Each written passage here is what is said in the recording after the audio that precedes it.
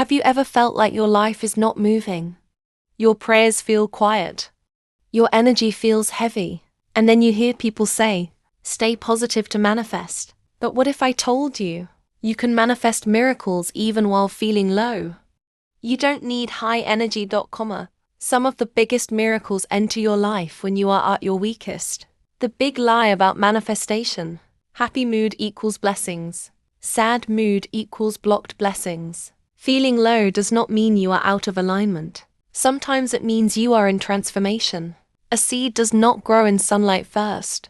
It grows in the dark. Your low phase is not punishment. It's preparation. Why low moments are powerful for manifesting.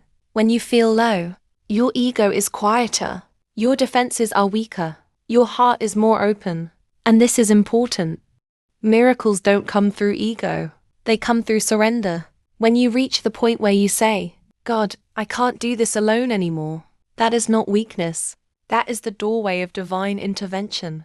The moment you stop pretending to be strong, you become spiritually receptive. You don't need high vibes. You need honest vibes. Trying to force positivity while you're hurting creates resistance. But when you say, I feel tired, I feel sad, I feel lost, but I still trust you, that energy is pure. That is alignment. Your tears don't block miracles. Your honesty attracts them. The prayer you whisper while crying is more powerful than the one you say while smiling. What is really happening when you feel low? Your breakdown is not destruction. It is identity shifting. Old beliefs, old emotional patterns, they are surfacing so they can leave. And when old energy leaves, space opens. And what enters empty space?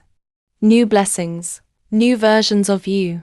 Low phases are spiritual clearing seasons. How to manifest miracles when you feel low. You don't need big rituals, just small alignment moments. Put your hand on your heart and breathe slowly. This tells your nervous system you are safe. Miracles flow into safety, not stress. Say one honest sentence prayer.